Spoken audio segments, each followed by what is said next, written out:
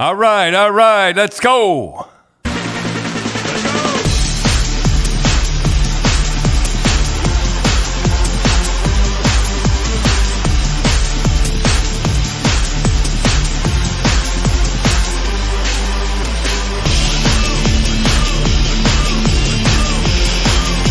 Well, Tim, I guess in the Sun, and I hate to go against the Sun, front page, blow it up. Yep, Steve Simmons says, blow it up, Cindy. Blow up the Leafs. I like it. You know, I don't. I wouldn't. No? No, I wouldn't. I tell you why I wouldn't. Just go over the goaltenders. In 218, they lost to Tuukka Rask, and Rask was fantastic. Yeah. And again, in 219, they lost to Rask again. Right. And he was at his best. And in 220, they lost to the Blue Jackets and Korpisalo. That was it. It was like Terry Sawchuk came down and he played great, and then he came back to earth after that. Yeah. And then they lost to 221. They lost to Carey Price. Remember Carey Price? That was it. That was his last hurrah. That was the last hurrah. And then in 222, they lost to Tampa and Vasilevsky. Nobody could get a puck past Vasilevsky. No. They won the cup. Yep. And then Bobrovsky, or whatever his name Bobrovsky, yep. You know, they run into hot goaltending. You sound like a true Maple Leaf fan, Dad. Making excuses. I am. And Matthews had 25 shots. So that means, but he didn't score. Well, yeah, still he had 25 shots. He had 5 per game. So you're saying he's not lucky, or a lot of times I think he just wants to get the puck on the net. Half the time it's in the breadbasket of the goalie. I don't know. Dude. And Marner, boy, it was tough seeing Marner get punched in the face. Wasn't that pathetic? So let's just okay. So let's talk about that, Dad. That and that knives he got thrown down on his head and thing and cross-checked and stuff. Poor little fella. You had always said they should have had Simmons on the bench. They should have had Simmons on the bench. That wouldn't have happened. I guarantee you that wouldn't have happened if Simmons had been on the third or fourth line. But Dad, does it really make a difference with a guy sitting on the bench, even though he might not get on the ice? Okay, I'm going to tell you a story. This is a true story. It's hard to believe, but this is what I went through in the minors. Okay, we went to Jacksonville. Now, Jacksonville, we had played. It was a long ways to go by bus. So did you guys drove from Rochester to Jacksonville, Florida? Yeah. And it was nothing. It was nothing. In the middle of winter. Holy smokes! So you guys would play, because it was so long. You'd played what, two or three games? Two games. Yeah, yep. I played 2 games. It was long. And you drove the whole way. You didn't stop. Oh no, we stopped for gas. No, I mean stop overnight. Like it was the whole trip. Holy smokes! So I John Winsink, who was our tough guy, and he was tough. Believe me. He looked tough too. No, he looked like he had the big afro. Like John had a Fu Manchu, and he really. John looked tougher than Oglethorpe. He did. Yeah, for sure. They should have taken John. I know. He would have been a better. Yeah, he would have been better. Anyhow, we're getting off here. Yeah. No. So anyhow, John hurt his knee. You know what he did? He stepped on a stick in a fight with Bert Wilson. I keep going back, and so he was home, and he didn't make the trip. So I thought, well, I'll write his name in there anyhow. He wasn't going to play. In the lineup, you wrote his name down. Yeah. So John Denhammer, who was my assistant general manager, said, John, you can go home. You could go home for Christmas. It must have been at Christmas time. So John went home to Christmas, and so the first game we won, but I knew the second game was going to be tough. I just wrote his name in because we didn't have enough players, and I thought it would look good. Yeah, come on, Dad. You knew that they would see the lineup. Oh, they saw the lineup, but he wasn't there. I know, but still, just to see his name, he's around. I used to play short, so so the first game they kind of run around a little. We won, but we were getting pushed around. So I thought, well, I'll just put Winsink's name in there, and in the meantime, John Denhammer had let Winsink go home to Maxville, Ontario. That's where he's from, Maxville, Ontario. So and I phoned John and I said, John Winsink would really be nice to come down to Florida. So anyhow, he had to get John back from Maxwell, Ontario, and then he had to fly him down. He flew him down. So I'm doing the first period, and they are running around. And I look, and there's John standing in the corner. Well, I'd already written his name in. I said, get dressed, John. He said, well, I can't skate. I said, I don't care if you can skate or not. Just get dressed, and as if you're going to go on the ice. So he was on the bench, and I said, now stand up. And the guy goodbye, hey, and he used to, I'm coming. And they settled down. They didn't do anything. They thought John was coming on the ice. So yes, Simmons should every game. I guarantee you that wouldn't have happened to that college kid, and it means a lot if you have him on the bench. You know, when Keith used to play, he was sort of a nut. Yeah, Keith was, when he played in junior, he was a rat. He was not like him and the other guy Danton or Jefferson at the time. They were bad guys. I mean, they crushed. I remember one of them was either Keith or Jefferson. I don't remember. Remember, he cross-checked Matt Coughlin right in the mouth for no reason, knocked all his teeth out. Knocked all his teeth out. They were rats. So I always thought, and why he wouldn't have Simmons dressed is beyond me. And my thing, Cindy, is I think Dubas meddles with his coaching. Well, I could easily see that from above, you know. But how could you easily see it? Well, he's so a student of the game and everything. The way he analyzes it and everything, he looks like a little college professor up there. He does. And everything. But are you sure it's Dubas and not Shanahan? I don't ever seen Shanahan.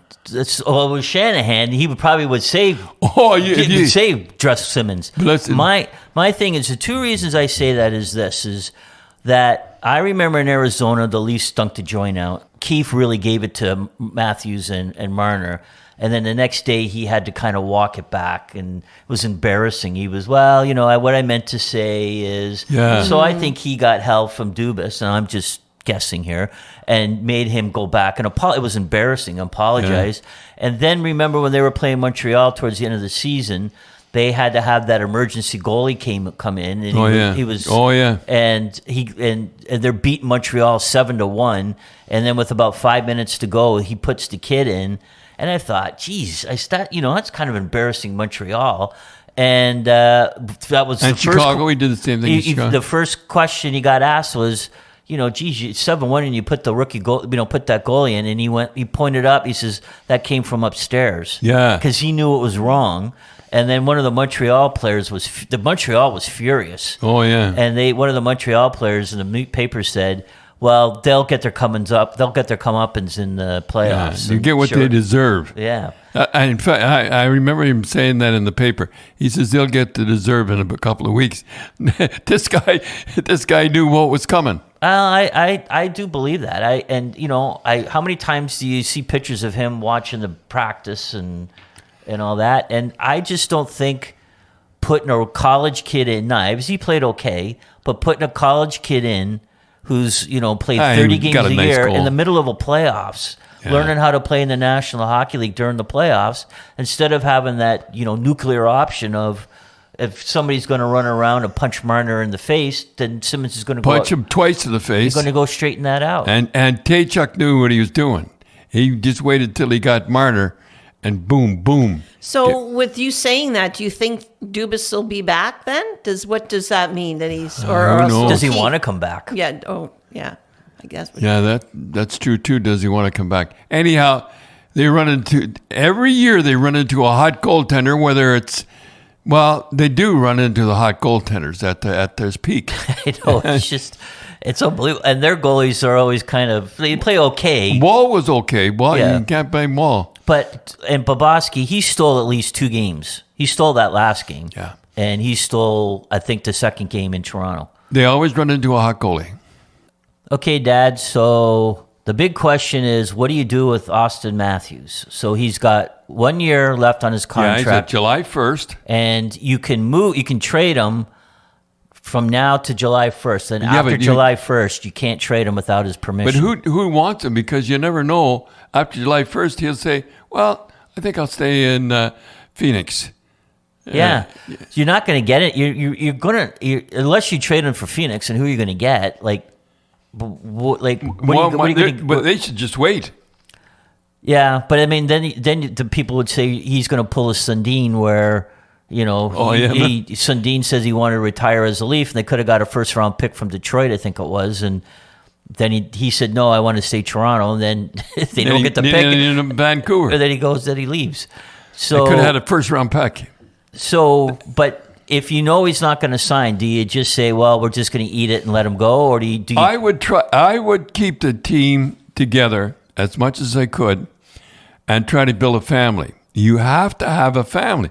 Yeah, because, you mentioned that, Dad, that since February 15th with the Leafs, so there was 28 games left, the roster turned over 8 guys. So they traded for 7 and brought that rookie, brought Knives up. So that's 8 guys. And don't forget, Florida, and I love to say this, they have 10 guys from Ontario. 10 guys from Ontario. 13 Canadians. 13 Canadians. So, but the big question for the Leafs fans, Cindy, we'll get your opinion too, and Dad, was that a goal? Was Riley's a goal? I say the last thing they showed, I say yes, it was a goal. Really? Oh, I didn't think so. I didn't. No, I didn't. Well, the last picture they showed on TV, it showed it was over the line. Yeah. There's no sense in crying. The refs were pretty good. They were they were even the penalties out. He gave those chintzy penalties to both teams. That's right. He was equally bad to both guys. So they were both teams. They were both coaches were upset. The one thing why I don't think it was in was because Keefe didn't go bananas. Yeah, I don't know about that. All I know is I thought it was in. Cindy and Dad, we'd like to thank our sponsors, Spreads.ca. They're a Canadian-owned online casino and sportsbook. And if you sign up now and use the promo GRAPES, they'll match your deposit up to $500. You get 10 spins on the big wheel for some big dough. And your first sports bet, they'll spot you $25. And Cindy, you wanted to bet the Leafs were going to get swept. Oh, was I and ever? You would have got, it was big odds. I never hoped that the Leafs would win so much as that third game. Yeah, because they didn't. I didn't top up my I said, deposit. Tim, I said, go down and put $50. They're going to get swept.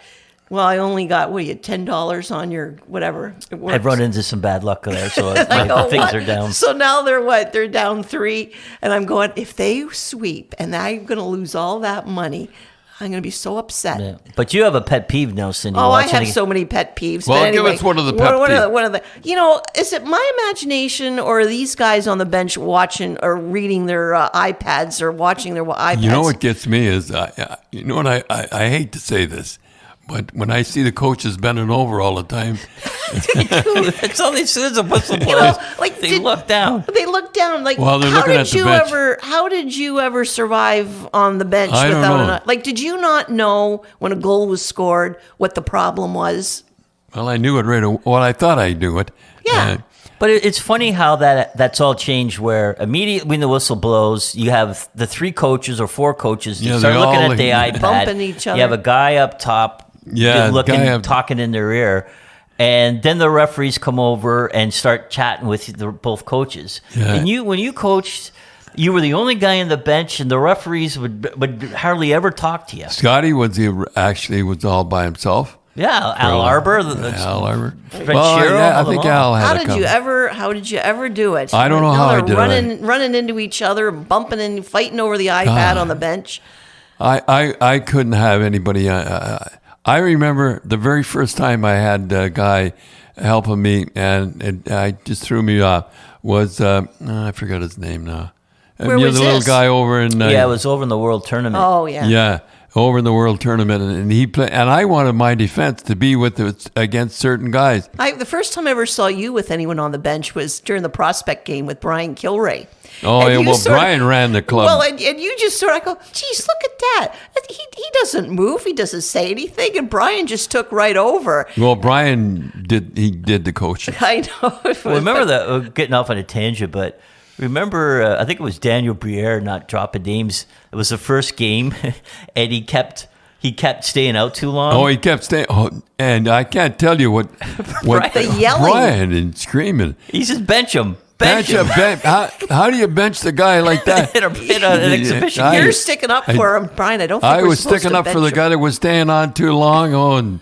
Brian was just going bananas. That's it. You selfish so-and-so. Everybody's going out. How about the guy that had do you talk to the rest of your junior players like this? Yeah. Yeah, you'd have to be very careful. This was a long time ago. Yeah.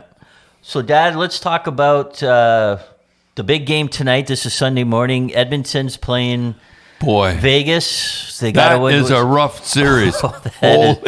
That is a rough series. Yeah. So what did you think of, first of all, Nurse gets instigating and they suspend him for a game? I think that was kind of a chintzy call. Well, if they're going to do it too, I call him Peter Angelo. Yeah. They call, what do they call him? like Pierre that. Angelo. Yeah. Anyhow, he just went up and I never believed in that going after the star. Yeah, but if you didn't see it, he just walked up and took a stick and just cracked Draisaitl right over the arm. But, he was... Well, he didn't mean to hurt him. He going to hit him in the head. Yeah, or the wrist. But he, when they asked him, he just said, he goes, if you remember, Kane cross-checked him right in the neck at the end of the game. Well, why did he go after Kane? Kane's a little bit tougher. I don't know. And so Draisaitl's got how many goals he's got. So they went over and they whacked him right over. Never believed in that there. There was the big thing, you go after our stars, we'll go after their stars. I never believed that. I would go after the guy that went after their stars. Yeah. So tonight, the question is, Skinner will probably be in the nets for the Oilers. But if you look at Campbell, he's like 5-1 against the Vegas. He always goes in. And he has like a goals against average of like less than 2. But kind of tough to put him in tonight. Well, it'd be tough to put him in tonight. But when he goes in, he always plays well. Yeah. Well, it'll be interesting tonight to see if Edmonton. I hope they win. I like to see a Canadian team get in there. So, want Canadian. So, and then last night I watched Dallas and Seattle. So you played in Seattle, right? I played in Seattle, and they know hockey. They had Seattle Totems. And you playing for Spokane? Spokane, yeah. And Seattle. I mean, boy, they were going nuts last night. The fans, like they were really. Well, they know hockey. There's nobody in Seattle that doesn't know hockey. Seattle Totems. They always had good crowds and the whole deal. They know hockey. Yeah, but that was a crazy game. So there's Game 7 going on there. And Gordy, I call him Gallant. Yeah, Gerard Gallant. He was fired. It was a mutual parting of the ways. I like that parting of the ways. They always say me. They always fire me. But I think it was a parting of the ways. I really do, because I don't think he got along with the general manager. Yeah, they said that him and Chris Gallant and Drury got into a big argument. Maybe he said, I don't want Kane or something like that. And he got tired. But the rumor going around is Marc Messier might be coach. He'd be a good coach. Do you think he can step? You think a guy he's he can't get much better than Marc Messier, but he's never coached before. Do you think he could step in? Well, he could because of his past credentials. I think he was going to go. I thought he was going to be made a coach about 5 years ago, but he's on TV now and he sounds pretty good. Yeah. Well, you're not going to fool him, right? You're not going to fool him. He's been there a long time, and I think he'd be a good coach. He really would. Well, I got fooled on a couple of guys that I thought were going to be good coaches. Yeah, I thought the guy that would be the best coach of all, and he never ever coached, was he played for Toronto Maple Leafs a long time ago, Jerry Eman. I thought he would be a great coach, but he was smart. He became a scout. Yeah, scouts last long. They last a lot longer. Well, Tim, we had another sad thing happen. The OPP Sergeant Eric Mueller, 42 years old. 42 years old. It's hard to believe.